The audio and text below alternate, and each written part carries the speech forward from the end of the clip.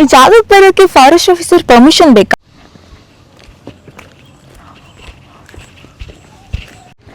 Hi, water ಇದೆ ಇಲ್ಲಿ. ಸ್ವಲ್ಪ ಮುಂದೆ ಹೋಗ್ಬೇಕು. ತುಂಬಾ ಫೇಮಸ್ ಆಗ್ಬಿಟ್ಟಿದೆ ಒಂದು ಮೂವಿ ಬಂದ್ಮೇಲೆ. ಅದು ಯಾವ್ದಂತ ನಾನು ಮುಂದೆ ಹೋಗಿ ಹೇಳ್ತೀನಿ. ಇಲ್ಲಿ ಒಂದು ಹಣ್ಣು ಇದೆ. ಈ ಬೇಲಿಲಿ ಏನಾದರೂ ಕರೆಂಟ್ ಇದ್ರೆ ನೋಡಿ, ಚೆನ್ನಾಗಿದೆ ಅಲ್ಲ?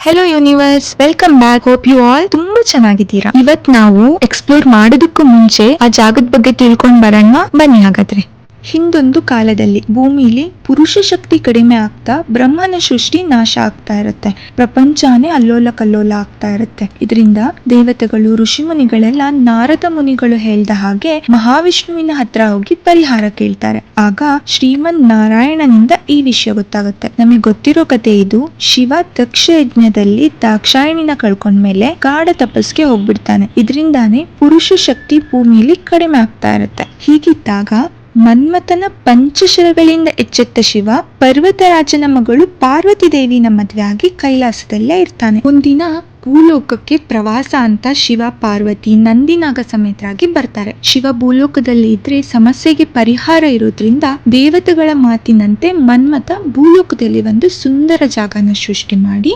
ಶಿವನಿಗೆ ಕಾಣಿಸದೇ ಇರೋ ಹಾಗೆ ನಿಂತಿರ್ತಾನೆ. ಆದ್ರೆ ಶಿವ ಮನ್ಮಥನನ್ನು ನೋಡಿ ತಪಸ್ಸು ಭಗ್ನ ಮಾಡಿರೋ ಕೋಪಕ್ಕೆ ಮೂರನೇ ಕಣ್ ಬಿಟ್ಟಾಗ ಮನ್ಮಥ ಭಸ್ಮ ಆಗ್ಬಿಡ್ತಾನೆ. ತುಂಬಾ ಕೋಪದಲ್ಲಿರೋ ಶಿವನನ್ನ ಪಾರ್ವತಿ ದೇವಿ ಹೇಗೋ ಸಮಾಧಾನ ಮಾಡಿದಾಗ ಪರಶಿವ ಈ ಸುಂದರ ಜಾಗದಲ್ಲಿರೋ ಗುಹೆ ಒಳಗೆ ಹೋಗಿ ಧ್ಯಾನ ಮಾಡುವಾಗ ಸ್ಥಿರವಾಗಿ ಬಿಡ್ತಾನೆ. ತಕ್ಷಣ ಸಪ್ತ ನದಿಗಳು ಉದ್ಭವ ಆಗಿ ಮಹಾದೇವರಿಗೆ ಭಕ್ತಿಯಿಂದ ಅಭಿಷೇಕ ಆಗಿ ಹೊರಗೆ ಹರಿದು ಬರುತ್ತೆ. ಆಗ ಭೂಮಿಯಲ್ಲಿ ಪುರುಷ ಶಕ್ತಿ ವೃದ್ಧಿಯಾಗಿ ಬ್ರಹ್ಮನ ಸೃಷ್ಟಿ ನಿರಂತರವಾಗಿ ನಡೆಯುತ್ತೆ. ಆದ್ರೆ ಶಿವಶಕ್ತಿ ಇಲ್ಲದೆ ಇರೋ ಕೈಲಾಸ ಕಳೆನೆ ಕಳ್ಕೊಂಡಿರೋದ್ರಿಂದ ಸರ್ವಶಕ್ತ ಪರಶಿವ ಇಡೀ ವಿಶ್ವವನ್ನೇ ಆವರಿಸ್ಕೊಳ್ತಾನೆ. ಯುಗ ಯುಗ ಕಳೀತಾ ಇದ್ದಂಗೆ ಮತ್ತೆ ಕೈಲಾಸದಲ್ಲಿ ಚಿಂತೆ ಶುರುವಾಗುತ್ತೆ. ಕಲಿಯುಗದಲ್ಲಿ ಜನ ಪುಣ್ಯಾತ್ಮರಾಗಿದ್ರು ಪಾಪ ಶೇಷ ಇರುತ್ತೆ. ಮೂಲ ಲಿಂಗನ ಮರೆ ಮಾಡಿ ಭಕ್ತರಿಗಂತಾನೆ ಮತ್ತೊಂದು ಲಿಂಗನ ಸ್ಥಾಪನೆ ಮಾಡ್ತಾರೆ. ಮೂಲ ಲಿಂಗಕ್ಕೆ ಅಭಿಷೇಕ ಆದ ಸಪ್ತ ನದಿಗಳ ತೀರ್ಥಾನೆ ಈ ಹೊಸ ಲಿಂಗಕ್ಕೂ ಅಭಿಷೇಕ ಆಗಿ ಹರಿದು ಹೊರ ಬರುತ್ತೆ.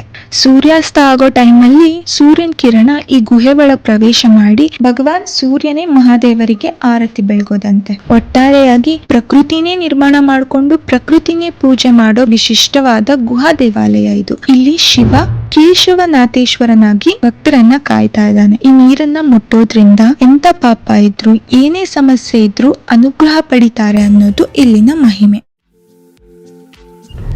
ಎಲ್ಲರಿಗೂ ಕ್ಯೂರಿಯಾಸಿಟಿ ಸ್ಟಾರ್ಟ್ ಆಗಿದೆ ಅನ್ಸುತ್ತೆ ಅಲ್ವಾ? ಆಫ್ ರೋಡ್ ನೋಡಿ. ಚಿಕ್ಕ ವಯಸ್ಸಲ್ಲಿ ಹೋಗಿದ್ದ ದೇವಸ್ಥಾನ ಇದು, ಆದ್ರೆ ಇವಾಗ ಇದು ತುಂಬಾ ಫೇಮಸ್ ಆಗ್ಬಿಟ್ಟಿದೆ. ಮತ್ತೆ ಏನಾಗಿದೆ ಅಂದ್ರೆ ಇಲ್ಲಿ ಸಿಕ್ಕಾಪಟ್ಟೆ ಮಳೆ ಬಂದಿದೆ. ನಿನ್ನೆ ಬಂದಿರೋದು ಮಳೆ ಬಂದು ಎಷ್ಟೊಂದು ಮರಗಳು ಎಲ್ಲ ರೋಡ್ ಮೇಲೆ ಬಿದ್ದಿದೆ. ಹಾಯ್ ಕ್ಯೂಟಿ ಪೂಟಿ, ಹಾಯ್. ಇಲ್ಲಿಗೆ ತುಂಬಾ ಫೇಮಸ್ ಆಗಿರೋ ಮೂವಿ ಸ್ಟಾರ್ಸ್ ಎಲ್ಲ ಬಂದು ಹೋಗಿದ್ದಾರೆ ರೀಸೆಂಟ್ ಆಗಿ. ಅವ್ರು ಬಂದು ಹೋದ್ಮೇಲೆ ಇನ್ನೂ ಫೇಮಸ್ ಆಯ್ತು ಅಂತಾನೆ ಹೇಳ್ಬೋದು. ಈಗ ಹೇಳ್ತಿರೋದು ಕೇಳಿ ನಿಮ್ಗೊಂದು ಐಡಿಯಾ ಬಂದಿರುತ್ತೆ ಅನ್ಸುತ್ತೆ. ಬನ್ನಿ, ಯಾರ ಮನೆದು ಅಂತ ಗೊತ್ತಿಲ್ಲ, ಬಟ್ ನೋಡೋಣ.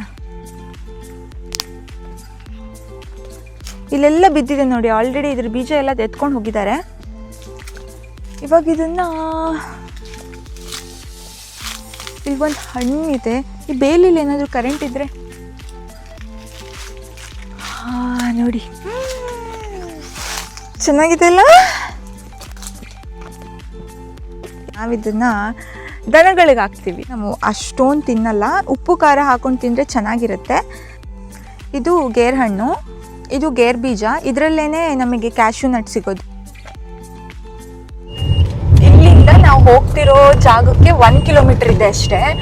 ರೋಡ್ ನೋಡಿ, ಫುಲ್ಲು ರೆಡ್ ಕಲರ್ ಮಣ್ಣಿರೋದು.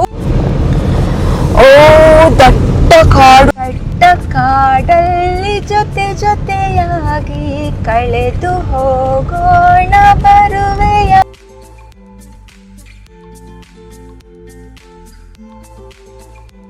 ನಾವು ಬಂದ್ವಿ. ಸ್ವಲ್ಪ ಮುಂದೆ ಹೋಗ್ಬೇಕು.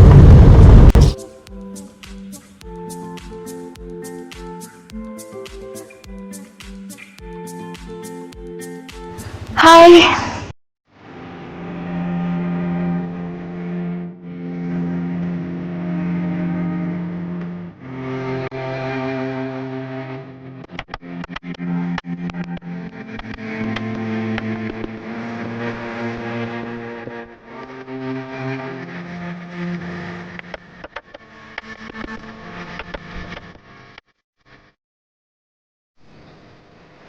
ಅಂತ ಮಧ್ಯೆ ಉಂಟು.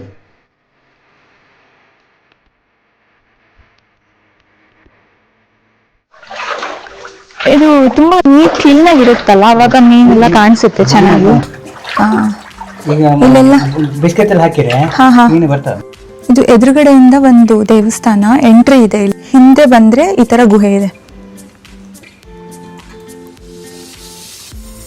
ಅಲ್ಲಿಂದ ಒಳಗಡೆ ಹೋದ್ರೆ ಇಲ್ಲಿ ದೇವ್ರು. ಮಳೆ ಬರ್ತಿರುವಾಗ್ಲೂ ಇಲ್ಲಿ ನೀರ್ ತುಂಬುತ್ತೆ, ಆದ್ರೆ ಶಿವ ಮುಳುಗಲ್ಲ. ಶಿವಂಗ್ ಪೂಜೆ ನಡೀತಾ ಇರತ್ತೆ. ಆಂಜನೇಯ ಮತ್ತೆ ಎಳ್ಳಮಾಸಿ ದಿನ ತುಂಬಾ ವಿಶೇಷವಾಗಿ ಪೂಜೆ ನಡೆಯುತ್ತೆ. ತುಂಬಾ ಖುಷಿ ಆಯ್ತು ನನ್ಗಂತೂ ಇಲ್ಲಿಗೆ ಬಂದು. ರಿಷಬ್ ಶೆಟ್ಟಿ 15 ದಿನಕ್ಕೊಂದ್ಸಲ ಬರ್ತಾರ ಇಲ್ಲಿಗೆ.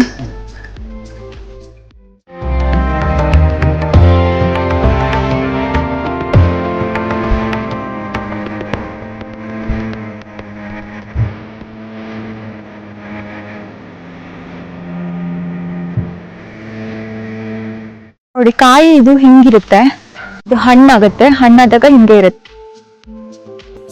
ಪರ್ಮಿಷನ್ ಬೇಕಲ್ವಾ? ಕಾಡಿಂದ ಸೌದೆ ತಗೊಂಡು ಹೋಗಕ್ ಪರ್ಮಿಷನ್ ಬೇಕಲ್ವಾ? ಪರ್ಮಿಷನ್ ತಗೊಂಡಿಲ್ಲ. ನಿಮ್ಗೆ ಯಾವ್ದಂತ ಗೊತ್ತಾಯ್ತಾ? ನೋಡಿದೀರಾ ನೀವು ಕಾಂತಾರ ಸೀನ್?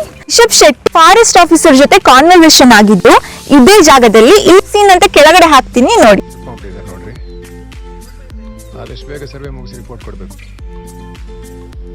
ರಿಸರ್ವ್ ಫಾರೆಸ್ಟ್ ಇಂದ ಇದೆಲ್ಲ ತಗೊಂಡು ಹೋಗ್ತಾ ಇದಿರಲ್ಲ, ಪರ್ಮಿಷನ್ ಇದೆಯಾ? ಎಂತಕ್ಕೆ?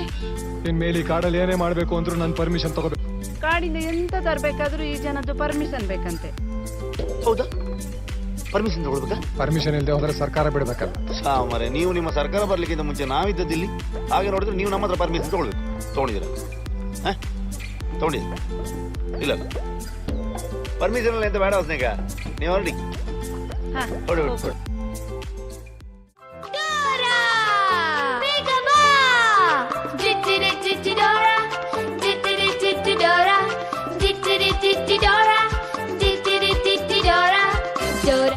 ಇದು ಹೊಸನಗರದಲ್ಲಿ ಒಂದು ಊರು.